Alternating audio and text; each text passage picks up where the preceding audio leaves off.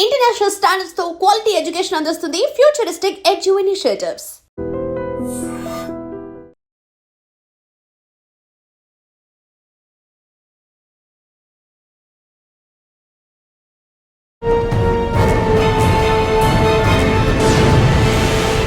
మనతో మాట్లాడడానికి cyber crime inspector గారు కె సతీష్ రెడ్డి గారు ఉన్నారు.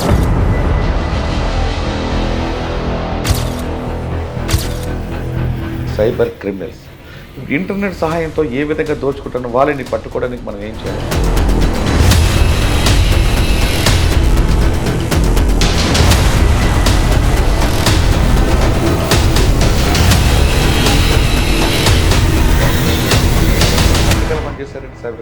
సైబర్ క్రైమ్లో ఎస్ఐగా ఒక 3 years పనిచేశాను. ఎస్ఐగా వచ్చినప్పుడు ఏముండేది? కాలేజ్ ఫోన్పే, పేటీఎంలు ఎప్పుడైతే పాపులరైజ్ అయ్యాయో అదే టైంలో మన క్రైమ్స్ కూడా పెరిగాయి. అప్పుడు వచ్చేసి ఎక్కువ శాతం మనకు ఓటీపీ ఫ్రాడ్స్ ఉండేవి. అప్పుడు యూపీఐ స్కానింగ్ ద్వారా ట్రాన్స్ఫర్ జరిగేది. తర్వాత వాళ్ళు కొత్త ఎత్తుగడ ఏం చేశారంటే రూట్ మార్చేసి మీరు మాకు ఓటీపీ చెప్పాల్సిన అవసరం లేదంటే మేము బ్యాంక్ నుంచి మాట్లాడుతున్నాం, మీరు ఓటీపీ ఎవరికి చెప్పొద్దని చెప్పేసి బ్యాంక్ వాళ్ళు చెప్తున్నట్టే చెప్పేసి ఒక యాప్ పంపిస్తున్నాం, యాప్ ఇన్స్టాల్ చేసుకోండి, యాప్ ద్వారానే జరిగిపోతుంది అని చెప్తున్నారు. ఇన్స్టాల్ చేసుకుంటారు, వీళ్ళ స్క్రీన్ మొత్తం వాళ్ళకు షేర్ అవుతుంది. ఇంతకుముందు ఓటీపీ చెప్తే ఒక ఓటీపీ పోయేది. స్క్రీన్ షేర్ చేయడం వల్ల కంప్లీట్ ఫోన్ యాక్సెస్ పోతుంది, వాళ్ళకి జీమెయిల్ పోతుంది, వాళ్ళు ఇంకా ఫోన్తో ఏదైనా చేయవచ్చు. 1-2 years నుంచి చూసుకుంటే ఇన్వెస్ట్మెంట్ ఫ్రాడ్స్, ఈ ఫ్రాడ్స్కి ఎక్కువగా వచ్చింది. వాళ్ళు ఇన్వెస్ట్మెంట్ ఫ్రాడ్లో ఏం చేస్తున్నారంటే వాళ్ళు చెప్పిన టెలిగ్రామ్ గ్రూప్లో జాయిన్ అవుతారు. అందరూ పంపించిన మెసేజ్లో ఆ టెలిగ్రామ్ గ్రూప్లో పంపేయగానే ఆ టెలిగ్రామ్ గ్రూప్లో వీళ్ళు తప్ప మిగతా వాళ్ళందరూ కూడా ఈ ఫ్రాడ్స్ చేస్తూ ఉంటారు. ఫిక్షన్స్ పెడుతూ ఉంటారు. ప్రతిదీ కూడా ఫేక్, ప్రతిదీ కూడా ఏ ఏజ్ గ్రూప్ని వీళ్ళు టార్గెట్ చేస్తారు? ఇన్వెస్ట్మెంట్ వచ్చేసి ఎక్కువ వీళ్ళు ఈ హోమ్ ఎవరైతే హౌస్ వైఫ్స్ ఉంటారో, నిరుద్యోగులు ఉంటారో, పార్ట్ టైం జాబ్ అని చెప్పేసి వాళ్ళని టార్గెట్ చేస్తారు. అదే కేవలం ఇన్వెస్ట్మెంట్ ట్రేడింగ్ అని చెప్పేసి ఇటువంటి కేసు ఇప్పుడు చూడలేదురా నేను అన్నదే ఉందా? టిపికల్ కేసు అంటే మాకు యాక్చువల్గా ఒక ఏపీకే ఫ్రాడ్ కేసు మా దగ్గర నథింగ్ బట్ ఓటీపీకి ఇది కొత్త వర్షన్. ఇప్పుడు ఏం చేస్తున్నారంటే ఈ అఫెండర్స్ కూడా కొత్తగా వాళ్ళు కూడా టెక్నాలజికల్ బాగా అడ్వాన్స్ అయిపోయి వేరే వాళ్ళ దగ్గర ఏపీకే ఫైల్స్ అనేవి డెవలప్ చేపిస్తున్నారు. ఏపీకే ఫైల్స్ డెవలప్ చేపించేసి పిఎం కిసాన్ యోజన చెక్ చేసుకోవడానికి మంత్లీ ఇయర్లీ మీకు అది 3 months ఒకసారి 2000 పడుతున్నాయి లేదా చెక్ చేసుకోవడానికి అన్నట్టుగా ఫార్మర్స్కి ప్లస్ ఎవరికైనా ల్యాండ్ ఉన్న వాళ్ళకి చెక్ చేసుకోవాలని అదొకటి. ఏపీకే అంటే ఆండ్రాయిడ్ ప్యాకేజ్ కిట్, అది పేరు అనేది ఏం కాదు, ఆండ్రాయిడ్ ప్యాకేజ్ కిట్. ఏదైనా అప్లికేషన్స్లో మనం ఏపీకే ఫైల్స్ అని చెప్పేసి అంటాం. ఎన్ని APK file, good or bad, వాళ్ళు ఏం చేస్తారంటే ఈ పేరును యూజ్ చేసి పంపిస్తారు కొద్దిమందికి. మీది ఆర్టీఓ చలాన్స్ ఉన్నాయా చెక్ చేసుకోండి మీ కారు మీద.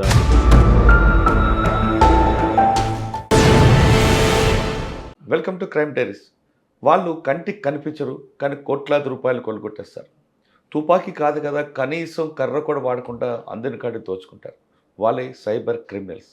ఇప్పుడు ఇంటర్నెట్ సహాయంతో ఏ విధంగా దోచుకుంటున్న వాళ్ళని పట్టుకోవడానికి మనం ఏం చేయాలి అనే విషయం అంతా మాట్లాడడానికి సైబర్ క్రైమ్ ఇన్స్పెక్టర్ గారు కె సతీష్ రెడ్డి గారు ఉన్నారు. ఆయన అడిగి సైబర్ క్రైమ్లో ఎలాంటి మోసాలు జరుగుతుంటాయి, మోసాల బారిన పడకుండా ఉండాలంటే మనం ఏం చేయాలనే విషయాన్ని సార్ అని తెలుసుకుందాం. సార్ నమస్తే అండి. నమస్తే అండి.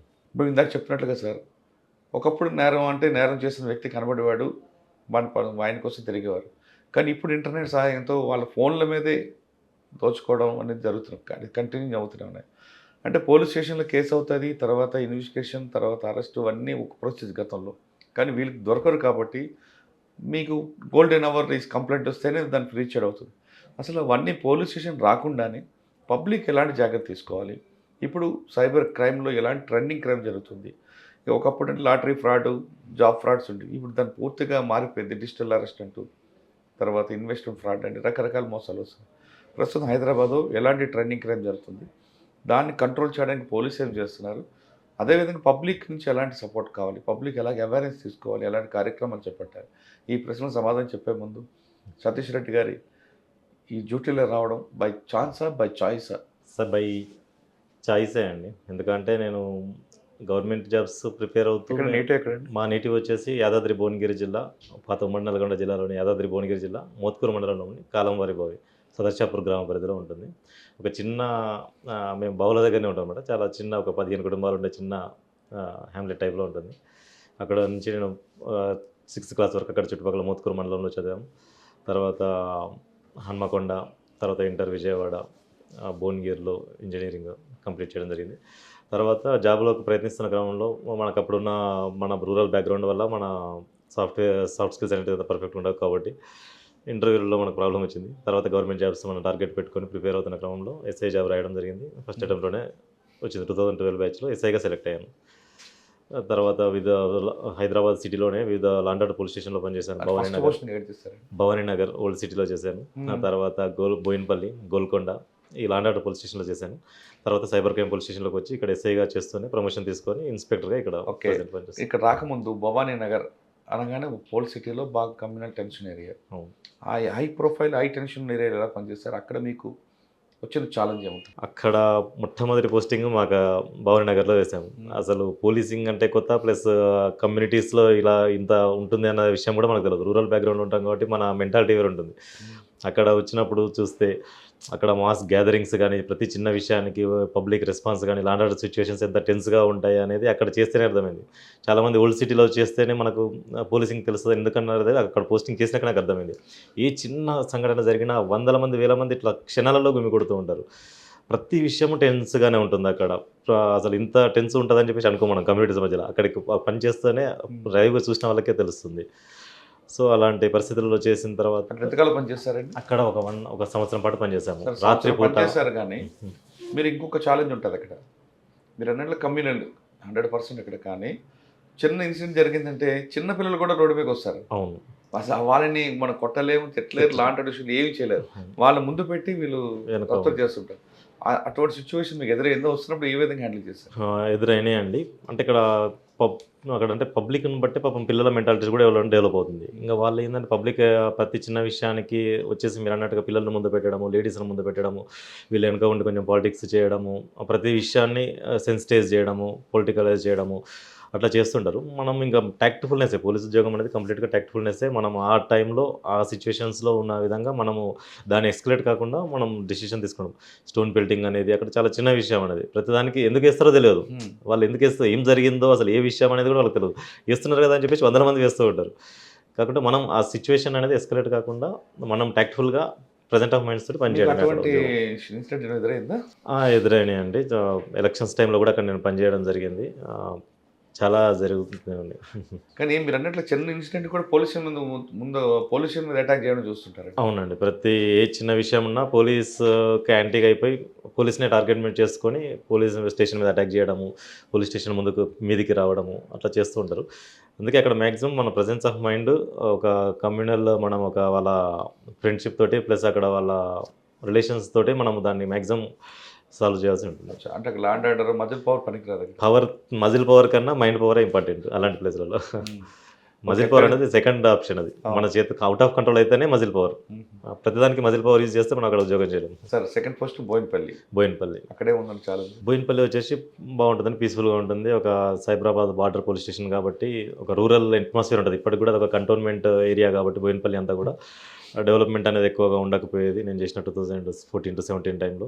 ఇప్పుడు కూడా అక్కడ డెవలప్మెంట్ తక్కువే, యాక్టివిటీస్ ఎక్కువ ఉండవు. ఎంతున్నా పీస్ఫుల్గా ఉంటుంది, బాగుంటుంది. విలేజ్ ఎన్విరాన్మెంట్, ప్రజలంతా కూడా కోఆపరేటివ్గా ఉంటారు. ప్రజలు కోఆపరేట్ చేస్తున్న దొంగలు కోఆపరేట్ చేయరు కదా. అక్కడ ప్రాపర్టీ అఫెన్స్లు మీరు అన్నట్టు అది కొంచెం ఒకప్పుడు కొంచెం బార్డర్ పోలీస్ స్టేషనే కాబట్టి ప్రాపర్టీ అఫెన్స్ అనేవి అక్కడ ఎక్కువ అవుతాయి. మొదటి నుంచి కూడా అక్కడ చైన్ స్నాచింగ్స్ అనేవి చాలా బాగా అయ్యాయి ఆ టైంలో. డే హెచ్బి, నైట్ హెచ్బీలు మొదటి నుంచి కూడా మీకు ఈ ఫీల్డ్లో మీరు చాలా అనుభవం కాబట్టి మీకు తెలుసు. డే హెచ్బీలు, నైట్ హెచ్బీలు, చైన్ స్నాచింగ్లు అక్కడ నేను ఉన్న టైంలో చాలా బాగా అయ్యేటి. తర్వాత ఓవర్ ద టైం మెల్లిమెల్లిగా కంట్రోల్ అవుతూ సైబర్ క్రైమ్స్ అఫెండర్స్ అందరూ మారడం వల్ల ఆ క్రైమ్స్ అనేవి ఇప్పుడు చాలా కంట్రోల్లోనే ఉన్నాయి. బోయిన్పల్లి తర్వాత గోల్కొండ. గోల్కొండ పోలీస్ స్టేషన్ కూడా అది మిక్స్డ్ అండి. ఇటు డెవలప్డ్ వర్షన్. అది కమ్యూనిటీస్లోనే చూసుకుంటే అదొక టెన్స్ ఏరియా కానీ డెవలప్డ్ వర్షన్ ఉంటుంది అక్కడ. ఇప్పుడు మన ముస్లిం కమ్యూనిటీలో కూడా చూసుకుంటే మంచి డెవలప్డ్ పర్సన్స్ అందరూ కూడా టోలీ చౌకీ చుట్టుపక్కలనే ఉంటారు. గోల్కొండ పోలీస్ స్టేషన్ లిమిట్స్లోనే అవంతా కూడా. సో అక్కడ బాగుంటుంది. పబ్లిక్ అంటే చెప్తే అర్థం చేసుకోవడము బాగానే ఉంటుందండి. లా ఒబే అంటే మనం ఓకే పర్లేదు, చాలా వరకు చేస్తారు, ఒబే చేస్తారు. ఎందుకంటే అందరు కూడా మ్యాక్సిమం ఫారెన్ రిటైర్స్ ఉంటారు, ఇట్లా దుబాయ్ అక్కడ ఉంటారు వాళ్ళంతా కూడా ఫ్యామిలీస్ కాబట్టి ఇక్కడ ఉన్న వాళ్ళు ఫైనాన్షియల్గా బాగానే ఉంటారు, ప్లస్ నాలెడ్జ్ ఉంటుంది, లా ఒబీడియన్స్ ఉంటుంది, భయం ఉంటుంది చట్టం అంటే. ఓకే, గోల్కొండ తర్వాత గోల్కొండ తర్వాత ఇంకా సైబర్ క్రైమ్కి వచ్చాను. ఎస్ఐగా ప్రమోషన్ కూడా తీసుకొని ఇప్పుడు ఇన్స్పెక్టర్గా ఎక్కడ ఇక్కడ పనిచేశారండి సైబర్ క్రైమ్లో? సైబర్ క్రైమ్లో ఎస్ఐగా ఒక 3 years పనిచేశాను. ఇప్పుడు ఇన్స్పెక్టర్గా మళ్ళీ 1.5 year అవుతుంది. ఎస్ఐకి వచ్చినప్పటికి ఏముండేది ఛాలెంజ్ అంటే మారుతున్న మారుతున్న ఆడాట చూస్తారు అని అయిపోయాయి కదా. మీరు అన్నట్టు మారుతున్న క్రమంలో సైబర్ క్రైమ్స్ అనేది నేను వచ్చిన 2021 కరోనా టైంలో వచ్చి ఉంటే నేను అప్పుడు యాక్చువల్గా మ్యాక్సిమం కరోనా అంతకుముందు సైబర్ క్రైమ్స్ మేము వచ్చినప్పుడు ఇయర్లీ వచ్చేసి మా సైబర్ క్రైమ్స్ 600 క్రైమ్స్ రిజిస్టర్ అయ్యాయి 2020 ఆ టైంలో. కరోనా వచ్చిన టైంలో 2021 ఎండింగ్కి వచ్చేసరికి ఇయర్లీ మాకు 2000 ఎఫ్ఐఆర్స్ రిజిస్టర్ అయినాయి. ఒక 1 year డబల్ త్రిబుల్ అయిపోయినాయి ఎఫ్ఐఆర్స్. అప్పటి నుంచి ఇంకా అదే కొద్దిగా ఒక 10% 20% ఇంప్రూవ్ అవ్వకుండా వస్తుంది. కరోనా టైంలో ఎప్పుడైతే పబ్లిక్ ఎక్కువ శాతం ట్రాన్స్ఫర్స్కి ప్రతిదీ డబ్బులు టచ్ చేసుకుంటే వైరస్ స్ప్రెడ్ అవుతుందన్న క్రమంలో ఫోన్స్ యూజ్ చేస్తూ ఫోన్పే, పేటీఎంలు ఎప్పుడైతే పాపులరైజ్ అయ్యాయో అదే టైంలో సైబర్ ఫ్రాడ్స్టర్స్ కూడా ఇదే ఛాన్స్ లెక్క యూజ్ చేసుకొని ఫ్రాడ్ కూడా యూజ్ చేయడం, ఇదే M1 యూజ్ చేసుకొని వాళ్ళు కూడా ఫ్రాడ్స్ అనేది చాలా ఎక్కువ చేయడం జరిగింది. అదేవిధంగా మన క్రైమ్స్ కూడా పెరిగాయి. అప్పుడు వచ్చేసి ఎక్కువ శాతం మనకు ఓటీపీ ఫ్రాడ్స్ ఉండేవి. అప్పుడు యూపీఐ స్కానింగ్ ద్వారా ట్రాన్స్ఫర్స్ జరిగేవి కాబట్టి అప్పుడు ఎక్కువ ఓటీపీ ఫ్రాడ్స్ ఉండేవి. ఎవరికి ఫోన్ చేసినా మేము బ్యాంక్ నుంచి ఫోన్ చేస్తున్నాం అని చెప్పేసి చెప్పేటోళ్ళు, బ్యాంక్ మేనేజర్ని మాట్లాడుతున్నాం, బ్యాంక్ కస్టమర్ కేర్ నుంచి మాట్లాడుతున్నాం అని చెప్తే గుడ్డి కూడా నమ్మేటోళ్ళు పబ్లిక్ కూడా. అప్పుడు ట్రెండే కొత్త కాబట్టి చెప్పిన విషయం నమ్మేటోళ్ళు, ఓటీపీ అడగంగానే చెప్పేటోళ్ళు. మనలో ఉన్న ఏంటంటే మన దగ్గర సౌత్ ఇండియాలో కొంచెం నమ్మకం అనేది ఎక్కువ ఉంటుంది. ఎవరు ఫోన్ చేసినా నమ్మేస్తుంటారు. నమ్మేయడం వల్ల ఓటీపీలు అడిగితే కూడా చెప్పేయడము, కార్డ్ నెంబర్ అడిగితే కంప్లీట్ కార్డ్ నెంబర్ చెప్పడము, ఎక్స్పైరీ డేట్ చెప్పడము, అట్లా ఫ్రాడ్స్ అనేటివి అప్పుడు బాగా చేసేటోళ్ళు. తర్వాత ఎప్పుడైతే ఇది జరుగుతుందో బ్యాంక్స్ కూడా పబ్లిక్ని అలర్ట్ చేయడం మొదలుపెట్టింది. బ్యాంక్స్ కానీ గవర్నమెంట్ కానీ సైబర్ క్రైమ్ మేము కానీ పబ్లిక్ని అలర్ట్ చేయడం మొదలుపెట్టాము డిఫరెంట్ మీడియాస్ ద్వారా, ఇట్లా మీలాంటి వారి ద్వారా. ఎప్పుడైతే అలర్ట్ చేయడం మొదలుపెట్టామో బ్యాంకులు కూడా ఎవరు కూడా ఓటీపీ చెప్పొద్దని చెప్పేసి మెసేజ్ ఇవ్వడం ఇవన్నీ జరిగిందో కొద్దిగా అది కంట్రోల్ అయిపోయింది. ఓటీపీ ఎవరు చెప్పడం మానేసారు. తర్వాత వాళ్ళు కొత్త ఎత్తుగడ ఏం చేశారంటే రూట్ మార్చేసి మీరు మాకు ఓటీపీ చెప్పాల్సిన అవసరం లేదండి, మేము బ్యాంక్ నుంచి మాట్లాడుతున్నాం, మీరు ఓటీపీ ఎవరికి చెప్పొద్దని చెప్పేసి బ్యాంక్ వాళ్ళు చెప్తున్నట్టే చెప్పేసి మీకు యాప్ పంపిస్తున్నాం, యాప్ ఇన్స్టాల్ చేసుకోండి, యాప్ ద్వారానే జరిగిపోతుంది అని చెప్తారు. యాప్స్ వచ్చేసి ఏంటి అంటే screen sharing apps, any desk apps ఇవి ఉంటాయి. నిజమే కదా, బ్యాంక్ వాళ్ళు చెప్పినట్టు చెప్తున్నారు, మనం లోకల్ మేనేజర్ చెప్పినట్టు చెప్తుండే ఓటీపీ చెప్పొద్దు అంటుండే కదా, ఇది నమ్మొచ్చు అన్నట్టుగా మళ్ళీ వాళ్ళు పాపం తెలియదు యాప్స్ ఏంటియో కూడా తెలియదు. అప్పుడు కొత్త స్మార్ట్ ఫోన్స్ అనేవి కూడా మనకు కొత్త స్మార్ట్ ఫోన్స్ కూడా మనకు కొత్త అప్పుడు. కాబట్టి పబ్లిక్ కూడా వాళ్ళు చెప్తున్నారు కదా బ్యాంక్ మేనేజరే కదా అని చెప్పేసి ఏం ఓటీపీ అయితే అడుగుతలేడు కదా, ఇతను ఒక యాప్ ఇన్స్టాల్ చేసుకుంటుండు కదా అని చెప్పేసి వాళ్ళని నమ్మి మళ్ళీ యాప్ ఇన్స్టాల్ చేసుకున్నారు. అది వచ్చేసి ఎనీ డెస్క్ యాప్ లాంటివి ఉంటున్నాయి, స్క్రీన్ షేరింగ్, క్విక్ షేర్ ఇలాంటి యాప్స్ ఉంటున్నాయి. ఎప్పుడైతే అది ఇన్స్టాల్ చేసుకున్నారో వీళ్ళ స్క్రీన్ మొత్తం వాళ్ళకు షేర్ అవుతుంది. ఇంతకుముందు ఓటీపీ చెప్తే ఒక ఓటీపీ పోయేది, ఇప్పుడు స్క్రీన్ షేర్ చేయడం వల్ల కంప్లీట్ ఫోన్ యాక్సెస్ పోతుంది, వాళ్ళకి జీమెయిల్ పోతుంది, వాళ్ళు ఇంకా ఫోన్ తోటి ఏదైనా చేయొచ్చు. అందులో ఉన్న గ్యాలరీ నుంచి ఫొటోస్ కాపీ చేసుకోవడం కానీ నుంచి ప్రతిదీ చేసుకోవచ్చు. ఇంకా ఎక్కువ థ్రెడ్ ఇది యాక్చువల్గా. దాన్ని యూజ్ చేసుకొని కూడా వాళ్ళు మాకేం చెప్పాల్సిన అవసరం లేదండి, మీరు ఒక మీ ఫోన్పే యాప్ ఓపెన్ చేయొద్దని చెప్పేటోళ్ళు వాళ్ళు. మీ ఫోన్పే ఓపెన్ చేస్తే ఫోన్పేలో అన్ని ప్రీపెయిడ్ ఉంటాయి కదా, జస్ట్ 4 digits కొడతారు, వాళ్ళకేం తెలియదు. అందుకని చెప్పేసి మీరు బ్రౌజర్లో ఓపెన్ చేయండి సార్ ఫోన్పే అని చెప్పేసి, అక్కడ ఫోన్పే ఓపెన్ చేసినాక క్రెడిట్ కార్డ్ నెంబర్లు కొట్టమంటుంటే వీళ్ళు కొడుతుంటే అదే నెంబర్లు ఇక్కడ వాళ్ళు రాసుకొని అదే టైంలో వీళ్ళు ట్రాన్సాక్షన్ చేస్తారు. రాగానే వాళ్ళకి స్క్రీన్ షేరింగ్లో ఓటీపీ ఒప్పించేది, ఆ ఓటీపీ వాళ్ళని అడగాల్సిన అవసరం కూడా లేదు, వాళ్ళు చూసుకునేటోళ్ళు ఇక్కడ ట్రాన్సాక్షన్ కంప్లీట్ చేసుకుంటారు. సార్ ఇట్లా నేను ఏం చెప్పలేదు సార్ వాళ్ళకని చెప్పేసి వచ్చేటారు, మీరు ఏం చెప్పాల్సిన అవసరం లేదండి, మీరు స్క్రీన్ షేర్ చేసిండ్రు అని చెప్పేసి చెప్పేటారు. తర్వాత దాని గురించి మీద కూడా మనం చాలా చేయడం వల్ల ప్లస్ బ్యాంక్స్ కూడా ఇది మనం ఎస్కలేట్ చేయడం వల్ల ఆర్బీఐ వాళ్ళు, బ్యాంక్స్ వాళ్ళు దీనికి ఒక కౌంటర్ తయారు చేశారు. స్క్రీన్స్ ఎప్పుడైతే యాప్స్ ఇలాంటివి ఉన్నాయో స్క్రీన్ షేర్ చేసినప్పుడు బ్లాంక్ స్క్రీన్ మాత్రమే షేర్ అయ్యేటట్టు బ్యాంక్ వాళ్ళు కూడా వాళ్ళ సాఫ్ట్వేర్లో చేంజెస్ చేయడము, ఇట్లా కొన్ని చేంజెస్ చేయడం జరిగింది. దానివల్ల ఆ యాప్స్ అలాంటి ఫ్రాడ్ కూడా మ్యాక్సిమం కొద్దిగా తగ్గింది. తగ్గిన తర్వాత ఇప్పుడు నెక్స్ట్ వచ్చేసి లేటెస్ట్ మళ్ళీ వచ్చేసి వాళ్ళు ఈ ఇన్వెస్ట్మెంట్ అనే వాటికి వచ్చారు. లేటెస్ట్ 1-2 years నుంచి చూసుకుంటే ఇన్వెస్ట్మెంట్ ఫ్రాడ్స్, ఈ ఫ్రాడ్స్కి ఎక్కువగా వచ్చారు వాళ్ళు. ఇన్వెస్ట్మెంట్ ఫ్రాడ్లో ఏం చేస్తున్నారంటే మీరు ఇన్వెస్ట్మెంట్ లేదా పార్ట్ టైం టాస్క్లు అని చెప్పేసి ఒక మెసేజ్ వస్తుంది, ఇట్లా పార్ట్ టైం జాబ్ ఉంది, డైలీ మీరు 5,000 సంపాదించుకోవచ్చు అని చెప్పి మెసేజ్ వస్తుంది.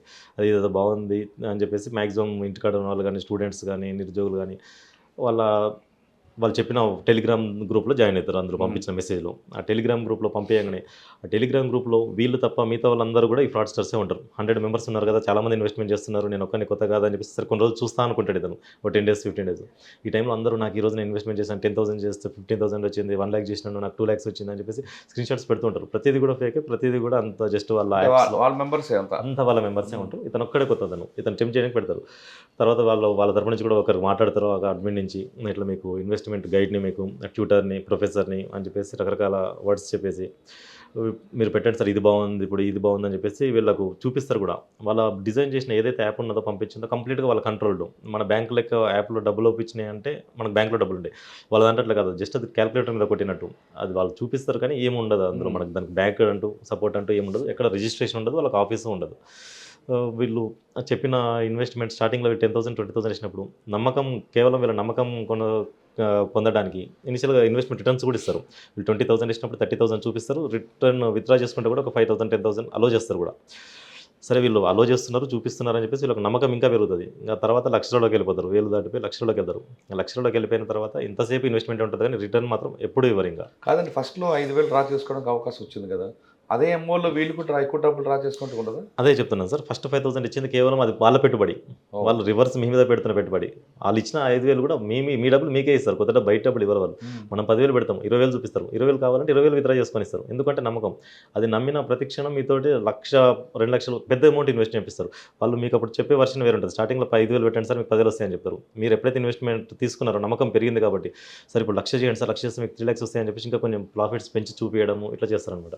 సరే వీళ్ళు వచ్చింది కదా, నమ్మకంగా బాగానే ఉంది కదా, విత్డ్రా కూడా చేస్తున్నారు కదా అని చెప్పేసి అప్పుడు వీళ్ళకి ఇంకా మేము చెప్పిన మాటలు వాళ్ళకు ఎక్కువ అనమాట. ఒకసారి డబ్బులు అనేవి వాళ్ళకి వస్తున్నాయి కాబట్టి ఇంకా పోలీసులు చెప్పినా ఎవరు చెప్పినా లేదులే, ఇది జెన్యునే ఉంది, వాళ్ళు చెప్పేది వేరేవి కావచ్చు, మాకు ఆల్రెడీ డబ్బులు వస్తున్నాయి కదా అని చెప్పేసి దాంట్లో ఫర్దర్గా ఇన్వెస్ట్మెంట్ ఇంకా చేసుకుంటూ వెళ్తారు.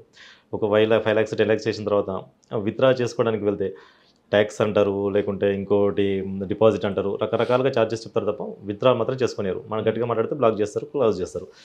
ఇంకా అట్లా చివరికి వీళ్ళు మోసపోయిన రియలైజ్ అయినాక మన దగ్గర కంప్లైంట్ వస్తుంది. సరే, ఇటువంటి కంప్లైంట్ ఎన్ని వచ్చి ఉంటాయి, అందులో మీకు బాగా గుర్తుండిపోయిన కంప్లైంట్ బాగా వీళ్ళు ఎక్కువ ఏ ఏజ్ గ్రూప్ని వీళ్ళు టార్గెట్ చేస్తారు? వీళ్ళు ఏజ్ గ్రూప్ అంటూ ఇన్వెస్ట్మెంట్ వచ్చేసి ఎక్కువ వీళ్ళు ఈ హోమ్ ఎవరైతే హౌస్ వైఫ్స్ ఉంటారో, నిరుద్యోగులు ఉంటారో, యంగ్ జనరేషన్ జాబ్ ఆస్పైరింగ్ గురించి ఉంటారు కాబట్టి వాళ్ళని టార్గెట్ చేస్తారు మన ఇన్వెస్ట్మెంట్ ఫ్రాడ్లో.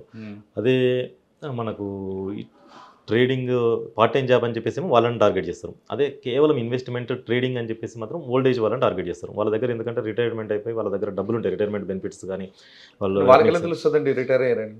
వీళ్ళ ఇప్పుడు రకరకాల ద్వారా డేటా అనేది ఈ రోజులలో పెద్ద ఆస్తి అండి ఎవరికైనా. ఈ రోజులలో ఈ కంపెనీస్కైనా ఎవరికైనా డేటా అనేది రకరకాలుగా లీక్ అవుతుంది. ఎలా అంటే ఇప్పుడు సపోజ్గా బ్యాంక్ వాళ్ళు ఉన్నారు, వాళ్ళు ఏం చేస్తారంటే వాళ్ళ దగ్గర ఉన్న కస్టమర్ డేటాని, customer number, account number, age, పేరు ఇంత ఎక్కువేమి ఇవ్వరు వాళ్ళు. ఇచ్చేసి వాళ్ళు ఎవరికి ఇస్తారంటే వాళ్ళ కస్టమర్ కేర్కి ఇచ్చేసేసి ఇన్సూరెన్స్ల గురించి వాళ్ళు కనుక్కోమని చెప్తారు వాళ్ళు. ఆ ఇన్సూరెన్స్లో అక్కడ పనిచేసేది కొన్నిసార్లు ఎట్లా ఉంటుందంటే వాళ్ళకి ఆఫీస్ ఉండొచ్చు, లేకుంటే వాళ్ళ దగ్గర కూడా థర్డ్ పార్టీ ఏదైనా ఉంటుంది. లేకుంటే ఇంకొకసారి వచ్చేసి వాళ్ళు రకరకాలుగా ఏదో ఒక విధంగా వాళ్ళు డేటా అనేది ఇస్తారండి వాళ్ళకు. అక్కడి నుంచి ఎవరు ఇంటెన్షనల్గా ఇక్కడ ఇస్తారని చెప్పేసి లేదు, కొన్నిసార్లు ఇంటెన్షనల్ అక్కడ ఎవరైతే పనిచేస్తారో దాంట్లో ఎవరో ఒకరు ఉంటారనమాట, బ్లాక్ షిప్ ఉంటారు. వాడి స్వలాభానికి వాడు ఆ డేటా అనేది బయట అమ్ముతాడు. అట్లా రకరకాలుగా సోర్సెస్లో వీళ్ళు డేటా కలెక్ట్ చేసి దీన్ని మన ఈ ఆన్లైన్లలో, డార్క్ వెబ్లలో అమ్ముతూ ఉంటారు. సో ఈ దీన్ని యూజ్ చేసుకొని ఇప్పుడు ఎవరైతే మన బయట నుంచి ఎవరైతే ఇప్పుడు ఫ్రాడ్స్టర్స్, సైబర్ క్రైమ్స్ చేస్తున్నారో దీన్ని ఆధారంగా వాళ్ళు టార్గెటెడ్గా కాల్స్ చేస్తున్నారు. ఇప్పుడు మీరు అన్నట్టుగా ఓల్డ్ ఏజ్ పర్సన్స్ ఏదైతే ఉన్నారో వాళ్ళకి కాల్ చేసేసి గవర్నమెంట్ అదే రిటైర్మెంట్ ఎవరైనా పర్లేదు, ఓల్డ్ ఏజ్ వాళ్ళకి కాల్ చేసినామంటే వాళ్ళ దగ్గర అమౌంట్ ఎట్లాగే ఎక్కువ ఉంటాయి, రిటైర్మెంట్స్ అవుతారు కాబట్టి వాళ్ళ దగ్గర FDs రూపంలో రకరకాలుగా డబ్బు ఉంటుంది. వాళ్ళకి సార్ ఇట్లా మీకు ట్రేడింగ్, మీకు అమౌంట్ చాలా ట్రేడింగ్ ఇప్పుడు బాగుంది సార్, ఇది స్టాక్ మార్కెట్ చాలా రైజింగ్లో ఉంది అని చెప్పేసి వాళ్ళకు స్టోరీ చెప్తారు. ఏదో ఒక స్టోరీ చెప్తే వీళ్ళు కూడా సరేలే ఉత్తనే ఉన్నాయి కదా, డబ్బులు ఖాళీగానే ఉన్నాయి కదా అని చెప్పేసి వీళ్ళు మాట నమ్ముతారు. స్టార్టింగ్లో ఇట్లా 1,00,000 5 లక్షలు కాడ స్టార్ట్ అయిపోయి 10 లక్షలు అట్లా 20 లక్షలు వాళ్ళ దగ్గర ఎంత ఉంటే అంత పెట్టిస్తారు. ఇంకా కొద్ది మంది దగ్గరనైతే పాపం వాళ్ళ దగ్గర ఉన్న FDs క్యాన్సిల్ చేపిస్తారు. ఇంట్లో గోల్డ్ ఉంటే గోల్డ్ కూడా కుదవబెట్టించేసి ఆ డబ్బులు కూడా తీసుకొచ్చేసి వాటిని కూడా ఇన్వెస్ట్మెంట్ చేపిస్తారు. చివరికి విత్డ్రా చేసుకున్నప్పుడు రకరకాల ఛార్జెస్ చెప్తారు తప్ప వాళ్ళనైతే అలో చేయరు. రియలైజ్ అయ్యాక మన దగ్గరకు వస్తారు. ఇది ఒకటి. ఇవి కాకుండా డిజిటల్ అరెస్ట్లో కూడా సేమ్ ఇలానే ఉంటుంది. డిజిటల్ అరెస్ట్లో వచ్చేసి అక్కడ మొత్తం సైకలాజికల్ గేమ్ ఆడతారు వాళ్ళు. అక్కడ మనకు కాల్ చేసి వాళ్ళు మీరు మీ పేరు మీద ఆల్రెడీ ఏదో ఒక రీసెంట్లో కేసులో ఈడీ కేసు సంబంధించింది ఒకటి ఉంటుంది కదా, ఆ అతని పేరు వాడతారు. ఈ కేసులో మీది కూడా లింక్ ఉంది అని చెప్పేసి చెప్తారు. నాది ఏం లేదు సార్ అన్నా కానీ వాళ్ళు లేకుంటే మీరు జస్ట్ కోఆపరేట్ చేయండి, మీది ఏం ప్రాబ్లం ఏం లేదని చెప్పేసి వాళ్ళు ఒక సైకలాజికల్ గేమ్, ఇటు రిలీఫ్, ఇటు థ్రెటన్, అన్ని విధాలుగా సైకలాజికల్ గేమ్ వాడుకుంటూ వాళ్ళ డీటెయిల్స్ అన్ని తీసుకోవడం జరుగుతుంది. వాళ్ళు డిపాజిట్లు కంటిన్యూ వాళ్ళు నమ్మినంతసేపు ఆ ఫియర్లో ఉంచి వాళ్ళతోటి అమౌంట్ అంతా ఎక్స్ట్రాక్షన్ చేయడం జరుగుతుంది. అంటే మీరు చెప్పారు 2 అమౌంట్ చెప్పారు, ఇన్వెస్ట్మెంట్ ఫ్రాడ్ ఒకటి, డిజిటల్ అరెస్ట్. రెండిట్లో ఇలాంటి ఇప్పటివరకు ఉన్న కేసుల్లో ఇటువంటి కేసు ఇప్పుడు చూడలేదురా నేను అన్నది ఉందా మీ లిస్టులో? రొటీన్గా వచ్చి వెళ్తున్నాయి. డిస్ టిపికల్ కేసు అని ఉన్నాయి. టిపికల్ కేసు అంటే సార్ డిజిటల్ అరెస్ట్లు అనేటివి మాకు టిపికల్ కేసు అంటే మాకు యాక్చువల్గా ఒక ఏపీకే ఫ్రాడ్ కేసు మా దగ్గర అంటే ఇంపార్టెంట్ కేసు చెప్పాలి అంటే ఒక కేసు ఏపీకే ఫ్రాడ్ కేసు ఉంది. ఇప్పుడు ఏపీకే ఫైల్స్ పంపిస్తుంటారు. అవునవును. ఇప్పుడు ఏపీకే ఫైల్స్ అనేది ఇప్పుడు మీరు అన్నట్టుగా ఇప్పుడు జరుగుతున్న క్రైమ్స్లో ట్రెండింగ్ క్రైమ్స్ వచ్చేసి మనకి ఎక్కువగా శాతం ఇన్వెస్ట్మెంట్ ఫ్రాడ్స్ ఒకటి జరుగుతున్నాయి. ఇన్వెస్ట్మెంట్ ఆర్ ట్రేడింగ్ రెండు పేర్లు చెప్తారు మనకు. ఇన్వెస్ట్మెంట్ అంటేనే ప్యూర్ ఇన్వెస్ట్మెంట్ అని చెప్తారు, స్టాక్ మార్కెట్ అని చెప్తారు. ట్రేడింగ్ అంటేనేమో ఐపీఓస్ అట్లా అలాంటి అని చెప్పేసి మనకు చెప్తుంటారు. ఇది ఒక బాగా ట్రెండింగ్ క్రైమ్. దీంతో పాటు ఇప్పుడు ఏపీకే ఫైల్స్ అనేది ఒకటి బాగా ట్రెండింగ్ క్రైమ్. ఈ రెండే ఇప్పుడు బాగా ట్రెండింగ్లో ఉన్నాయి మనకు. ఏపీకే అంటే జస్ట్ నథింగ్ బట్ ఓటీపీకి ఇది కొత్త వర్షన్. ఇప్పుడు ఏం చేస్తున్నారంటే ఈ అఫెండర్స్ కూడా కొత్తగా వాళ్ళు కూడా టెక్నాలజికల్ బాగా అడ్వాన్స్ అయిపోయి వేరే వాళ్ళ దగ్గర ఏపీకే ఫైల్స్ అనేటివి డెవలప్ చేపిస్తున్నారు. ఏపీకే ఫైల్స్ డెవలప్ చేపించేసి వాటిని వాళ్ళు గ్రూప్స్లో షేర్ చేస్తుంటారు. ర్యాండమ్గా కొద్దిమందికి షేర్ చేస్తుంటారు. ఏమని అని అంటే మనకి ఏదైతే పబ్లిక్ అవసరం ఉంటుందో అదే విషయాల్లో పీఎం కిసాన్ యోజన అనేది మీరు రెగ్యులర్గా చూస్తుంటారు. అదొకటి పీఎం కిసాన్ యోజన చెక్ చేసుకోవడానికి మంత్లీ ఇయర్లీ మీకు అది 3 months 2000 పడుతున్నాయి లేదా చెక్ చేసుకోవడానికి అన్నట్టుగా ఫార్మర్స్కి ప్లస్ ఎవరికైనా ల్యాండ్ ఉన్న వాళ్ళకి చెక్ చేసుకోవాలని చెప్పి అదొకటి. ఆర్టీఓ చలాన్ ఉందా లేదా చెక్ చేసుకోండి అని చెప్పేసి అది ఇలాంటి రకరకాల పబ్లిక్ ఏదైతే అవసరం ఉంటుందో ఆ పేర్ల మీద క్రియేట్ చేస్తూ ఉంటారు. కానీ ఏపీకే అని పేరు పెట్టడం కారణం ఏంటి? ఏపీకే అంటే ఆండ్రాయిడ్ ప్యాకేజ్ కిట్. అది పేరు అనేది ఏం కాదు సార్, ఆండ్రాయిడ్ ప్యాకేజ్ కిట్. ఏదైనా అప్లికేషన్స్ను మనం ఏపీకే ఫైల్స్ అని చెప్పేసి అంటాం. ఎన్ని APK file good or bad. వాళ్ళు ఏం చేస్తారంటే ఈ పేరును యూజ్ చేసి .apk అంటాం. మనం ఏది క్రియేట్ చేసినా వాట్సాప్.apk అంటాం మనం ఇన్స్టాల్ చేసుకోవాలంటే. ఈ ఏదైతే లెజిటిమేట్ యాప్స్ ఉంటాయో మనకు ఈ లెజిటిమేట్ ప్లాట్ఫామ్స్లో దొరుకుతాయి మనకు. గూగుల్ ప్లే స్టోర్ కానీ యాపిల్ స్టోర్ కానీ వీటిలో దొరుకుతాయి మనకు. ఇలాంటివి ఏంటంటే వాటిలలో వాళ్ళు పెట్టనియరు కాబట్టి వీళ్ళు ఇన్ పర్సన్ పంపిస్తారు కొద్దిమందికి. మీది ఆర్టీఓ చలాన్స్ ఉన్నాయా చెక్ చేసుకోండి మీ కారు మీద అని చెప్పేసి, లేకుంటే నేను ఇప్పుడు మెస్సీ వస్తుంటే మీరు టికెట్ బుక్ చేసుకోండి అని చెప్పేసి ఏదో ఒకటి ప్రజెంట్ ఏది ట్రెండింగ్లో ఉంటే దాని మీద మనకు పంపిస్తారు. ఒకటి పంపిస్తే వీళ్ళు తెలియక చాలామంది క్లిక్ చేస్తారు. అది క్లిక్ చేయగానే ఆండ్రాయిడ్ అది ఎలా డిజైన్ చేస్తారంటే యాప్ని వాళ్ళు ఇన్స్టాల్ చేయగానే అది రూట్ లెవెల్లో ఫోన్ని యాక్సెస్ చేసేసి వీళ్ళకి తెలియకుండానే వీళ్ళ వాట్సాప్ అకౌంట్ను కూడా హ్యాక్ చేసేసుకొని వీళ్ళ అకౌంట్లో నుంచి వీళ్ళు పంపించినట్టుగానే వీళ్ళ కాంటాక్ట్స్ అందరికి కూడా మెసేజ్ వెళ్తుంది. ఇప్పుడు నా పేరు మీద మీకు వచ్చింది అనుకోండి, అది ఎంత జెన్యూన్ ఉంటుంది. మీరు కూడా ఏమనుకుంటారు, సరే తెలిసిన వాళ్ళే పంపించారు కదా అని చెప్పేసి మీరు ఓపెన్ చేస్తారు. సో అట్లా అది ఫర్దర్గా మళ్ళీ మీ కాంటాక్ట్స్ అందరికీ వెళ్తుంటుంది. అయితే ఒక చైన్ రియాక్షన్ లెక్క వెళ్తూ ఉంటుంది అనమాట యాప్ అనేది. ఇన్ఫాక్ట్ ఎవరికైతే నాలెడ్జ్ ఉంటుందో వాళ్ళు మ్యాక్సిమం డిలీట్ చేసేస్తారు, లేకుంటే మళ్ళీ ఫోన్ చేసి మిస్టేక్లు వచ్చిందని చెప్తారు. కానీ మెజారిటీ మన దగ్గర అంత డిజిటల్ లిటరసీ ఉండదు కాబట్టి దాన్ని క్లిక్ చేయడం జరుగుతుంది. క్లిక్ చేయడం వల్ల ఇది ఫర్దర్గా చాలామందికి చైన్ రియాక్షన్స్గా స్ప్రెడ్ అవ్వడం జరుగుతుంది. వీళ్ళ డేటా అనేది కూడా లీక్ అవ్వడం జరుగుతుంది. మన ఫోన్లో ఉన్న ఇప్పుడు ఏదైతే ఉంటుందో contacts details plus gallery photos ఇవన్నీ కూడా యాక్సెస్ అనేది వాళ్ళకి వస్తుంది. దీనివల్ల మనకు ఇది ఏపీకే ఫ్రాడ్. ఇది ఇప్పుడు బాగా ట్రెండింగ్లో ఉన్న ఫ్రాడ్. ఇది ఇప్పుడు మీరు మొదట అనుకున్న మన ఇన్వెస్ట్మెంట్ ఫ్రాడ్ అనేది ఏంటంటే ఇప్పుడు నేను నమ్మొచ్చు నమ్మకపోవచ్చు. ఏపీకే అనేది ఎలా ఉంటుంది అంటే బై మిస్టేక్లా క్లిక్ చేసి ఉండొచ్చు మనం ఏదో ఫాస్ట్గా ఆపరేట్ చేస్తూ, లేదా ఇంట్లో వేరే వాళ్ళకి ఎవరికైనా పిల్లల్ని ఇస్తే వాళ్ళు చూస్తూ గేమ్స్ ఆడుతూ కూడా క్లిక్ చేయొచ్చు. సో ఏపీకే అనేది మనకు తెలిసినా కొన్నిసార్లు దాన్ని మనం కంట్రోల్ చేయలేని అఫెన్స్. అది మీరు చెప్పినట్టుగా చిన్నపిల్లలు ఎవరో క్లిక్ చేశారనుకుంటే తెలియక క్లిక్ చేశారు. వెంటనే మనకి ఎలా తెలుసు మనం వాడు వచ్చేలో పడ్డామని? మనకు పడ్డామని తెలిసి ఎలా మనం బయటపడాలి? వెంటనే మీరు అన్నట్టుగా మనకు ఎక్కడ తెలియదండి. ఎందుకంటే ఆ యాప్ అనేది ఇన్స్టాల్ అవుతుంది. మనం ఒకసారి అన్ని యాప్స్ మనం చెక్ చేసుకుంటే అది తెలిసిపోతుంది. డిఫరెంట్గా ఒక పేరు అనేది ఉంటుంది. ఆ పేరు అనేది మనం మన ఫోన్లో మనకి ఏం యాప్స్ ఇన్స్టాల్ చేసుకున్నది మనకు నాలెడ్జ్ ఉంటుంది. అట్లా కొత్త పేరు ఏదైనా ఉంటే దాన్ని అన్ఇన్స్టాల్ చేయాలి మనం. కనుక మనం వేరే చూసుకోలేదనుకోండి, యాక్చువల్గా వాళ్ళు కూడా ఏంటంటే ఒక 3 days 1 week పడుతుంది ఫోన్ చేసి దాన్ని వాళ్ళు స్టడీ చేసుకున్న తర్వాతనే అఫెన్స్ చేస్తున్నారు. మన ఏదో ఒక టైంలో దాన్ని యాక్సెస్ చేసినప్పుడు ఆ డీటెయిల్స్ అనేది వాళ్ళు చూసుకొని తర్వాతనే కీలాగర్ ద్వారా మన ప్రతి కొట్టిన యూజర్ నేమ్ పాస్వర్డ్ అన్ని కూడా యాక్సెస్ వాళ్ళు స్టోర్ చేసుకుంటారు. మనం ఎప్పుడైతే ఆపరేట్ చేస్తామో బ్యాంక్ క్రెడెన్షియల్స్ని అప్పుడు వాళ్ళు దాని ద్వారా యాక్సెస్ చేయడం జరుగుతుంది. మనం రెగ్యులర్గా చెక్ చేసుకోవడం కొత్త యాప్స్ ఏమన్నా ఉన్నాయా లేదా అనేది. కనుక అలాంటి యాప్ ఏమన్నా ఉంటే కనుక మనం ఇమీడియట్గా ఇన్స్టాల్ చేసుకుంటే సరిపోతుంది. అట్లా యాప్ అనేది మన దాంట్లో మనకు తెలియకుండా ఇన్స్టాల్ అయి ఉంటే కనుక ఒకసారి మనం బ్యాంకింగ్ దాంట్లో కూడా వెళ్ళేసి మన అన్ని పాస్వర్డ్స్ కానీ పిన్ నెంబర్స్ కానీ చేంజ్ చేసుకుంటే సరిపోతుంది.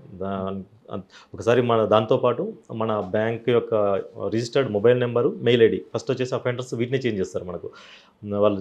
ఎందుకంటే ఆల్రెడీ ఏపీకే ఫైర్ ఉంటుంది కాబట్టి SMS కూడా ఫార్వర్డ్ అవుతూ ఉంటుంది. మన దాంట్లోకి వచ్చిన ప్రతి SMS వాళ్ళకు రీచ్ అవుతుంది. కాబట్టి ఆ ఓటీపీని యూజ్ చేసుకొని మన registered mail ID plus phone number 2 కూడా చేంజ్ చేస్తారు. మనం ఒకసారి అందుకే అలాంటి ఏపీకే ఫైల్ మన దాంట్లో ఇన్స్టాల్ అయ్యి ఉంటే కనుక వెంటనే మన ఫోన్లో మన ఇంటర్నెట్ బ్యాంకింగ్ ద్వారా మన మెయిల్ ఐడి, ఫోన్ నెంబరు 2 కరెక్ట్‌గా ఉన్నాయా లేదా చెక్ చేసుకోవాలి. కనుక మారితే కనుక బ్యాంక్ వాళ్ళకి వెంటనే ఇన్ఫర్మేషన్ ఇచ్చేసి మళ్ళీ మన ఒరిజినల్ నెంబర్స్ పెట్టించుకొని ఫోన్ పాస్వర్డ్ చేంజ్ చేసుకుంటే సరిపోతుంది. సరే ఇప్పుడు 3 ఎంఓలు చెప్పారు మీరు. ఈ మూడిట్లో ఎన్ని కేసులు వస్తుంటాయండి? ఇప్పుడు వస్తున్న మనకు సైబర్ క్రైమ్‌కి రిపోర్ట్ అవుతున్న కేసెస్‌లో వచ్చేసి ఎక్కువ ఇన్వెస్ట్‌మెంట్ ట్రేడింగే 60% కేసెస్ ఇవే రిపోర్ట్ అవుతున్నాయి. మిగిలిన వాటిలో ఏపీకే ఫైల్స్ వస్తాయి. ఒక 2, 30%, ఒక 10% ఓటీపీస్ ఆర్ మిస్‌లీనియస్ కేసెస్ వస్తాయి. సరే 3 ఎంఓలో ఒక కేస్ స్టడీ చెప్పండి.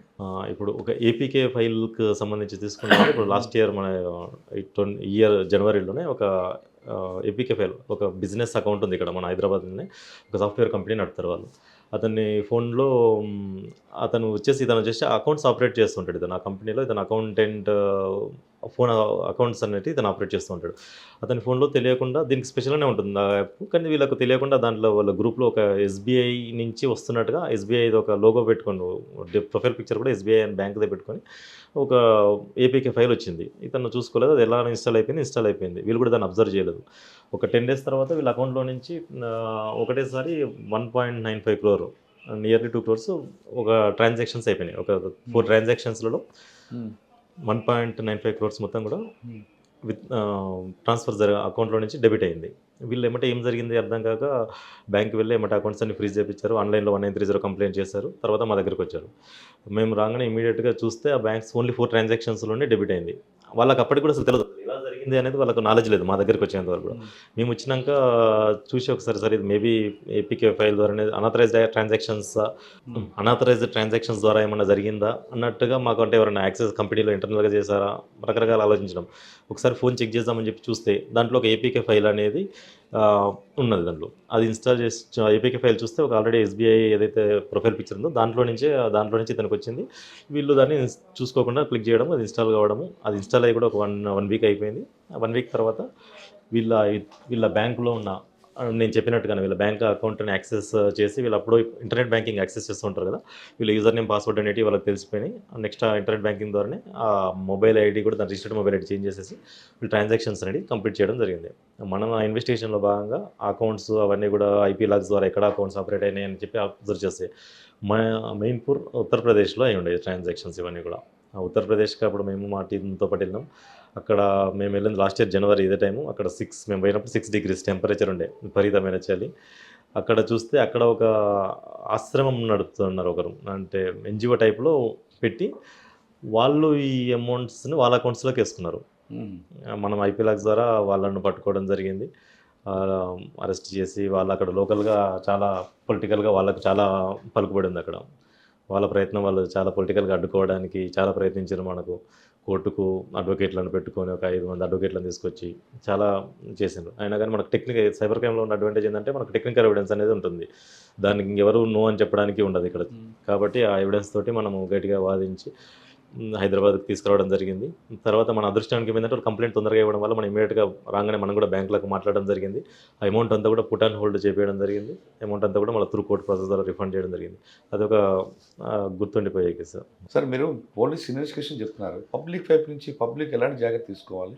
పబ్లిక్ వచ్చేసండి దీంట్లో మనకు అందరూ చెప్తున్నట్టుగా ఏది ఎవరికి ఫ్రీగా రాదు. ఎవరైనా మనకు ఫోన్ చేసి మీకు ఇన్వెస్ట్మెంట్ చేయాలంటే ఇప్పుడు మీరు స్టాక్స్ ఎవరైనా ఇన్వెస్ట్మెంట్ చేయాలనుకుంటే లెజిటిమేట్ యాప్స్ ఉన్నాయి మనకు. ఇప్పుడు గ్రో అనో లేకుంటే జిరోదా అనో ఇట్లా కొన్ని ఉంటాయి మనకు. వాటిలో నుంచి ఇన్వెస్ట్మెంట్ చేసుకుంటే సరిపోతుంది. అట్లా కాదు అని అనుకుంటే ఎవరైనా ఇన్వెస్ట్మెంట్ చేస్తారో మన సర్కిల్లో ఫ్రెండ్స్లో వాళ్ళ నుంచి చేయాలి. అంతేగాని ఎవరో ముఖం తెలియని వ్యక్తి గుడ్డిగా టెలిగ్రామ్లో, వాట్సాప్లో అతను ఆఫీస్ అడ్రస్ కూడా చూడకుండా, మీరు ఏదైనా చేయాలనుకుంటే ఆఫీస్ చూడండి, మనిషిని చూడండి. ఏం చూడకుండా మీరు గుడ్డిగా అట్లా టెలిగ్రామ్లో, వాట్సాప్లో వచ్చిన వ్యక్తికి ముఖం అతని ఫోటో కూడా ఉండదు, మీకు అతను వీడియో కాల్ కూడా చేయడు. అలాంటి వాళ్ళని నమ్మి పెట్టడం అనేది అట్లా చేయొద్దు మనం పబ్లిక్ వచ్చేసి ఇన్వెస్ట్మెంట్ ఫ్రాడ్స్లలో. ఏపీకే ఫ్రాడ్స్ వచ్చేసి మీరు అన్నట్టుగా ఇప్పుడు కొత్తగా వచ్చే, ఇప్పుడు మనకు నాలెడ్జ్ ఉన్నది కాబట్టి ఈ రోజులలో ఏపీకే ఫైల్స్ కొత్తగా ఏదో వచ్చినా మనం క్లిక్ చేయొద్దు. ఏదైనా ఇన్స్టాల్మెంట్ ఏదైనా చేయాలనుకుంటే మనకి ఏ యాప్స్ అవసరమో అవి మాత్రమే, మనకి ఏదైతే లెజిటిమేట్ ప్లాట్ఫామ్స్ ఉంటాయో గూగుల్ ప్లే స్టోర్ కానీ, యాప్ స్టోర్ కానీ, ఇలాంటి వాటిలోకి వెళ్ళి చేసుకోవాలి. ఇండివిజువల్గా ఎవరైతే పంపిస్తారో ఇండివిజువల్ నెంబర్లో నుంచి పంపించిన ఏపీకే ఫైల్స్ ఎప్పుడు కూడా ఇన్స్టాల్ చేసుకోవద్దు. ఓకే, అలాంటివి ఉంటే కనుక ఏమంటే మనం అన్ఇన్స్టాల్ చేయడము, ఒకసారి బ్యాంకులో మళ్ళీ కూడా క్రాస్ చెక్ చేసుకోవడము, మన phone number, mail IDs correct ఉన్నాయా లేదా, ఇంకా సస్పెక్ట్ ఉంటే పాస్వర్డ్స్ ఇవన్నీ కూడా చేంజ్ చేసుకోవడము, ఈ జాగ్రత్తలు పడిస్తే సార్ ఇవి సరిపోతుంది. కాకుండా కాల్ సెంటర్ పేరు మీద కూడా మోసాలు జరుగుతున్నాయి వాస్తవం. కాల్ సెంటర్ అంటే జరుగుతుంటాయండి. కొన్ని కంపెనీల పేరు మీద మేము కంపెనీ నుంచి మాట్లాడుతున్నాం అని చెప్పేసి కాల్ చేస్తారు. కాల్ చేసేసి మనకు మోసాలు అనేవి మొదటి నుంచి కూడా ఉన్నాయి కాల్ సెంటర్ ఫ్రాడ్స్ అనేవి. ఇవి కాకుండా రాబోయే కాలంలో కొత్తవి ఏమో రావచ్చు. సైబర్ క్రైమ్ అనేది అండి ఇప్పుడు మనం చూస్తుంటే రోజు రోజుకు మారుతుంది. ఇప్పుడు ఉన్న ట్రెండింగ్ అయితే ఎక్కువ ఇన్వెస్ట్మెంట్ ఇవి జరుగుతున్నాయి. పబ్లిక్లో ఒక నిజంగా చెప్పాలంటే అవేర్నెస్ అనేది ఉన్నది, లేదు అని కాదు. ఏదైతే ఇప్పుడు మనం రకరకాలుగా అవేర్నెస్ క్యాంపెయిన్స్ అన్ని గవర్నమెంట్ తరఫు నుంచి కానీ రకరకాలుగా మనం చేస్తున్నామో అది ప్రతి పబ్లిక్ రీచ్ అయింది. ఎవరైనా అందులో పడ్డారంటే అవేర్నెస్ రీచ్ కాకుండా ఎవరు కూడా ఈ రోజుల్లో సైబర్ క్రైమ్ ఫ్రాడ్లో పడతలేరు. రీచ్ అయినా కానీ మళ్ళీ కూడా వాళ్ళ అత్యాశతోటి, ఇగ్నోరెన్స్ తోటి, జస్ట్ ఏమరపాటుగా ఉండడం వల్ల పడుతున్నారు తప్ప అవేర్నెస్ లేక కాదు, అవేర్నెస్ వాళ్ళకు రాక కాదు. ప్రతి ఒక్కరికి అవేర్నెస్ అనేది రీచ్ అవుతుంది. అయినా పడుతున్నారంటే పబ్లిక్ కూడా ఎట్టి పరిస్థితుల్లో కూడా అత్యాశకు వెళ్ళొద్దు. ఏది ఉన్నా కానీ ఆలోచించి చేయండి. కొద్దిగా ఒక్క నిమిషం ఆలోచించి చేయండి. దీని మీద కూడా మనం క్యాంపెయిన్ చేశాము. స్టాప్ థింక్ అని చెప్పేసి కూడా క్యాంపెయిన్ చేశాము. డిలీట్ అని చెప్పేసి ఒక క్యాంపెయిన్ చేశాము. ఏది వచ్చినా డిలీట్ చేయండి. మీకు సంబంధం లేని ఏదైనా వస్తే డిలీట్ చేయండి. వెరిఫై చేసుకున్నాకనే ఏదైనా పని ముందుకు వెళ్ళండి. ఫైనల్గా పబ్లిక్ ఏం చెప్తారండి? పబ్లిక్ అదే అండి, మళ్ళీ దీన్ని సమరైజ్ చేసుకుంటే మనం సైబర్ క్రైమ్ అనేది దొంగ అనేటోడు మనకు ఎక్కడో ఉంటాడు. ఏదైనా మనం పోయినాక వెతుక్కోవడం కన్నా ముందే జాగ్రత్త పడడం మేలు. Prevention is better than cure అన్నట్టుగా మనము డబ్బులు పోయినాక చాలా మనం బాధపడి మెంటల్ టెన్షన్ తీసుకొని కంప్లైంట్ వచ్చి అతను ఎక్కడో ఉంటే మేము ఎన్నో ప్రయాసాలకు వచ్చి గవర్నమెంట్ ఎంతో ఖర్చు పెట్టి అతను పట్టుకొని వచ్చిన రిఫండ్ వస్తుందని వాడు డబ్బులని ఖర్చు పెట్టేసి రిఫండ్ వస్తుందో రాదని తెలిసి ఇవన్నీ కారణంగా మనం పోగొట్టుకోకుండా ఉండడమే అవుతాం. ఇప్పుడు వేరే దొంగతనాలు అంటే మన కంట్రోల్లో ఉండదు. ఇప్పుడు వాడు ఇంటికి వచ్చి పలగొట్టినప్పుడు అది మన కంట్రోల్లో ఉండదు. సైబర్ క్రైమ్ అనేది కంప్లీట్గా మన కంట్రోల్లో ఉంది. మనం ఎస్ నొక్కుతూనే వెళ్తుంది కాబట్టి అది కంప్లీట్గా మన కంట్రోల్లో ఉంది. అది మనము అవేర్నెస్ తోటి దీన్ని 100% దీన్ని మనం తగ్గించగలం. కాబట్టి పబ్లిక్ ప్రతి ఒక్కరు కూడా అవేర్నెస్గా ఉండాలి, జాగ్రత్తగా ఉండి ఎలాంటి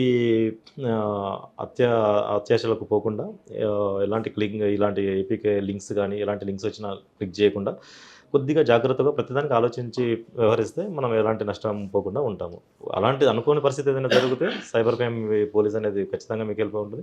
1930 అనేది national cyber crime call centre ఉన్న దానికి మనం కాల్ చేసినా కానీ ఇమీడియట్గా అకౌంట్స్ అనేవి ఫ్రీజ్ అయితే మనం కోర్టు ప్రాసెస్ ద్వారా తీసుకోవచ్చు. లేదా కొద్దిగా మనకు సొంతంగా చేసుకోదలుచుకుంటే cybercrime.gov.in వెబ్సైట్ కూడా ఉంటుంది. మనం దాంట్లో రిపోర్ట్ చేసినా కానీ మనం ట్రాన్సాక్షన్స్ అన్నింటినీ కూడా మనం ఫైనాన్షియల్ ట్రాక్ చేయడం జరుగుతుంది. అకౌంట్స్ని ఫ్రీజ్ చేయడం, అమౌంట్ మనకు రిఫండ్ ఇవ్వడం జరుగుతుంది. ఇప్పుడు మీరు చెప్పిన సైబర్ క్రైమ్ అనేది అందుకు కూడా ఫ్రాడ్ వచ్చే అవకాశం ఉన్నాయా? ఉంటుంది సార్, ఖచ్చితంగా ఉంటుంది. ఇప్పుడు cybercrime.gov.in అనేది మనకు డొమైన్ ఉంటుంది. .gov.in అనేది డొమైన్ ఉంటుంది. ఆ ప్లాట్ఫామ్ అలా ఉంటేనే మీరు క్లిక్ చేయండి. cybercrime అని చెప్పేసి .uk అలాంటివి ఉంటే కనుక మీరు ఓపెన్ చేయొద్దు. అంటే కొద్దిగా మనకు కూడా ఏంటంటే నాలెడ్జ్ ఉండాలి. నాలెడ్జ్ లేనప్పుడు తెలిసిన వాళ్ళ ద్వారానే చేయండి. మనము డబ్బులు ఎవరు కూడా అడగదు. డబ్బులు కానీ లేకుంటే ఓటీపీలు కానీ అలాంటివి అడిగినప్పుడు మాత్రం మీరు చేయండి, ఏదైనా ప్రయోగాలు చేయండి. కానీ ప్రయోగాలు చేసినప్పుడు పబ్లిక్ డబ్బులు అడుగుతున్నారు లేదా ఓటీపీలు అడుగుతున్నారు, బ్యాంక్ అకౌంట్ డీటెయిల్స్ అడుగుతున్నారంటే మాత్రం మనం అక్కడికి ఆగిపోవాలి. అప్పుడు మనకి ఎలాంటి నష్టం జరగదు. మనలో అమాయకత్వం, మనలో అత్యాసే సైబర్ క్రిమినల్స్కి ఒక వరంలా మారింది అంటున్నారు సతీష్ రెడ్డి గారు. ఏది కూడా ఊరికే రాదు, వచ్చిందంతా కూడా చాలా కేర్ఫుల్గా మనం కష్టపడితే వస్తుంది. కాబట్టి ప్రతిసారి ప్రతి ఫోన్లో ఆన్ చేసిన ప్రతి లింక్ని కూడా 1-2 సార్లు చూసిన తర్వాతే క్లిక్ చేయండి అంటున్నారు సతీష్ రెడ్డి గారు. ఆఫ్లైన్లో మనం ఎంత కేర్ఫుల్గా ఉంటామో ఆన్లైన్లో మరింత కేర్ఫుల్గా ఉండాలని సతీష్ రెడ్డి గారు చెప్తున్నారు. ఇది ఈ వారం సైబర్ క్రిమినల్స్ పట్ల మనం ఎలా ఉండాలని వ్యవహరించాలపై సతీష్ రెడ్డి గారు ఎక్స్ప్లెయిన్ చేశారు. వచ్చే వారం మరో విషయంలో మళ్ళీ కలుద్దాం. నమస్తే, thank you. And for more videos, please subscribe to iDream. Please subscribe to iDream. Please subscribe iDream. And please subscribe to iDream. For more videos, subscribe to iDream. please like, share and subscribe to the channel. Congratulations, iDream. Subscribe to iDream. Subscribe to iDream. So subscribe to iDream Media. iDream team andarki huge congratulations. Please subscribe iDream Media. Please subscribe to iDream. Subscribe iDream. Please subscribe to iDream. iDream అంటే నా కళల ఛానల్ను subscribe చేసుకున్న నోరు తిరుగుతలేదు, మీరైతే గంట గుర్తు కొట్టండి. For more such videos, please subscribe to iDream. Subscribe to iDream. Please subscribe to iDream. Please subscribe iDream Media. Please do subscribe to iDream. Please subscribe to iDream Media. For best entertainment and information, please subscribe iDream. And don't forget to subscribe to iDream.